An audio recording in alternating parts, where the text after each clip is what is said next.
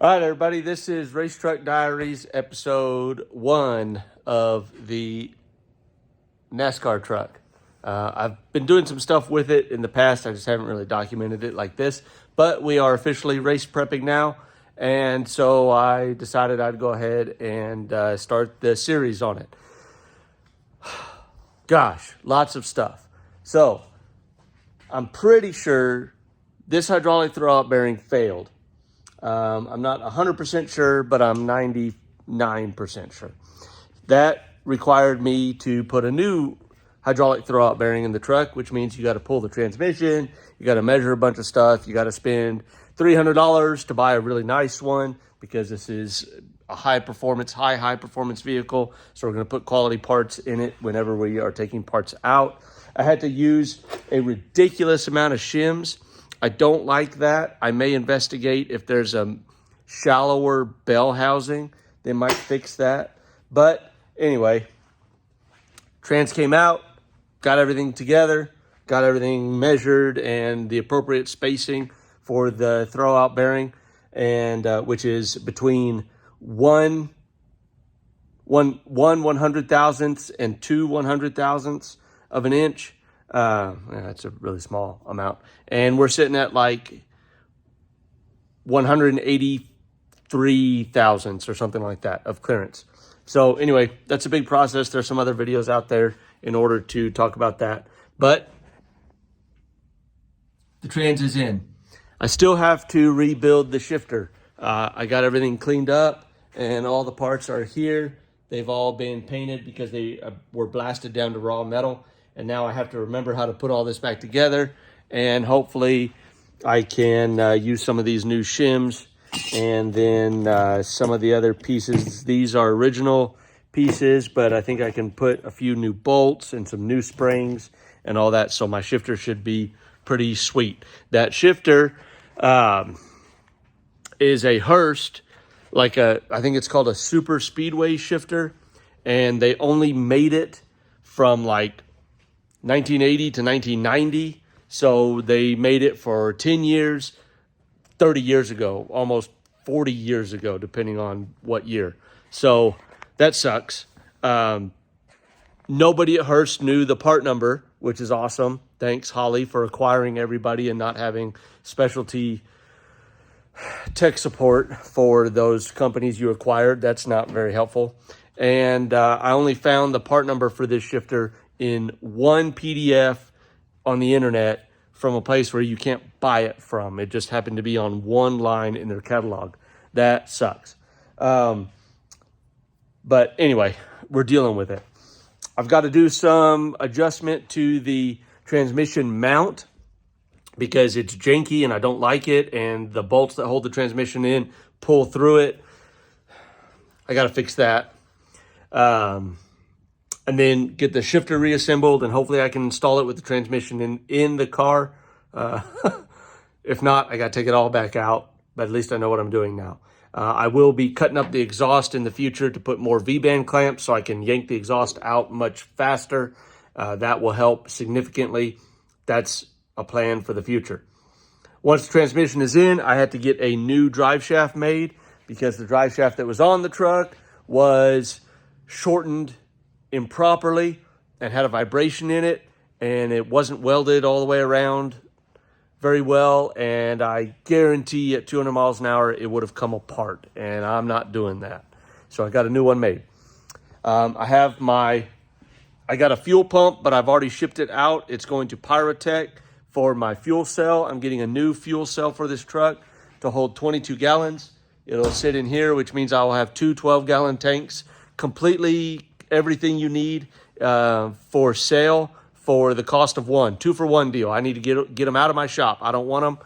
Let's move them. So if you need a plastic fuel tank, it's about 12 gallons, universal type thing for whatever, I'll sell it to you. What else? Fire suppression. That has to go in. This way. That has to go in. And then I'm waiting on information on brakes to get the brakes freshened up. I've got a new tune to load. And then hopefully, transmission, drive shaft, new tune, clean up the wiring a little bit, get the truck reassembled before Saturday morning so that we can go to Cars and Coffee, then come back to the shop, put it back on the jack stands, and start doing big race prep. Well, it's about half done. I've already done the bearings in the front. I've got all my fluids. Everything's already changed except the transmission, which is empty, so I'll fill it with the appropriate fluid. And then the throwout bearing, and I'll get that plumbed. I've got these cool disconnects I need to get plumbed in. Let's see, what else? New air filter, I need to do that. I need to collect belts for spares. And then, hopefully in March, we will get all of the parts in and installed, fuel cell, rewiring, battery cutoff. I'm still working on that idea the way that I want.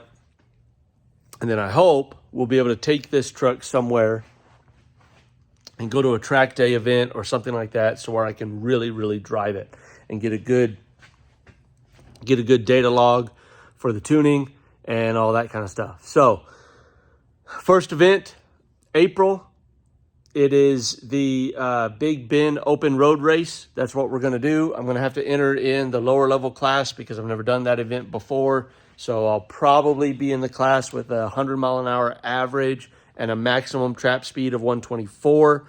But I'm setting the truck up to be able to do all sorts of stuff. Basically, a utility knife, a Leatherman of trucks, a Swiss Army knife of trucks. I'm going to do hill climbs. I'm going to do land speed. I'm going to do track days. I'm going to do endurance racing. I'm going to do open road racing, hill climbs in the dirt, hill climbs in Baja, all that kind of stuff. That's what I want to do with this truck. It won't do any of them particularly well. It's old, and I have to build it to where it will pass tech for all of them. But it's going to be a limited vehicle, especially because I'm a privateer and I'm self-funded on all this. But that's not the point. I'm not competitive. I want to do the things. And so that's what we're going to do. We're going to go and do all of the things that this truck can do on pavement and some in the dirt a little bit, because, what's the point of having cars if you can't drive them in the dirt? So, Racetruck Diaries, NASTruk, episode 1. This is it. We got the transmission in. We got the new throwout bearing in. We're cleaning up the shifter and getting it rebuilt. I'm learning a whole bunch of stuff. The margin of error is much thinner on this than it is on that truck.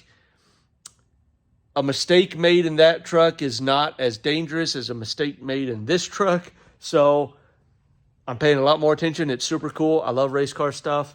It's fascinating, and there's so much to learn and write down in detail and catalog and all that kind of stuff. It's rad. I like it. Thanks for following along. I'll be doing more of these videos as I get more things done. Hopefully we'll clean all this wiring up, and it's a mess. I don't want to look at it. I'll redo it later, but we're just trying to get the truck to where it'll pass tech and be safe and race the Big Bend Open Road Race in April. I will be doing charity work with that, and what I think I'm going to do on that is it won't be as big of a deal as the desert truck.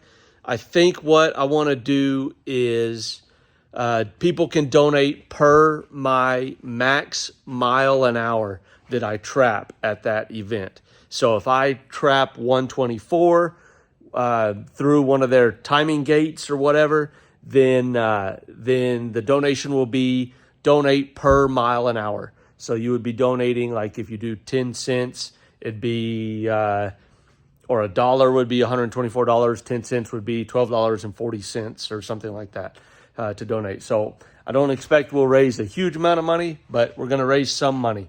Always race for charity. That's what we're going to do with this, my whole race program. Every time we take it out, we'll do something where people can be involved and help the Burkhart Center make a little money and keep their programs running. So thanks for following along. Racetruck Diaries, episode 1.